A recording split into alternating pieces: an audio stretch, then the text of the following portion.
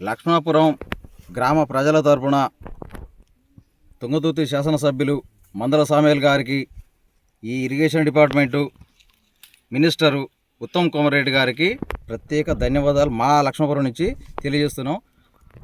మంత్రి గారు, ఎమ్మెల్యే గారు, విషయం మీ దాకా ఎందుకు వచ్చిందంటే 70 dBm మామిడిపల్లి నుంచి మామిడిపల్లి, పనిగిరి, నాగారం,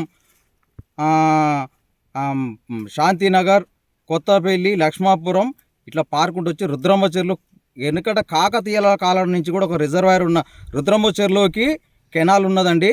దీన్ని కంప్లీట్ కాకుండా ఇన్కంప్లీట్లో వర్క్ ఆపేసినారు. ఆ ప్రభుత్వం ఆపేసిన వర్క్ కంప్లీట్ చేయకుండా ఇన్కంప్లీట్లో ఉన్నదానికి గతంలో నీళ్ళు పుష్కలంగా వదిలేసి రైతులను కొంతమంది డ్యామేజ్ చేయడం జరిగింది. ఇప్పుడు కంప్లీట్ కాని వర్క్ కంప్లీట్ చేయకుండా, కంప్లీట్ అయిన దాకా కూడా వాటర్ రాకుండా కొంతమందికే వచ్చేటట్టు అవుతుంది. కాబట్టి దయచేసి ఎమ్మెల్యే గారు, మంత్రి గారికి దృష్టికి మేము తీసుకొచ్చేది ఏంటంటే, లక్ష్మాపురం 70 dBm ఎంత లెక్క వస్తున్నాయో, ఎంత లెక్క ఎంతమంది నష్టపోతారో ఆ నష్టాన్ని భర్తీ చేయాలంటే ఆ నీళ్లు కంప్లీట్గా ఎక్కడికి అయితే గమ్యం చేరాలో ఆ గమ్యం చేరే పని చేయాలని చెప్పి లక్ష్మాపురం రైతాంగం నుంచి మేము రిక్వెస్ట్ చేస్తున్నాం. ఇది సార్.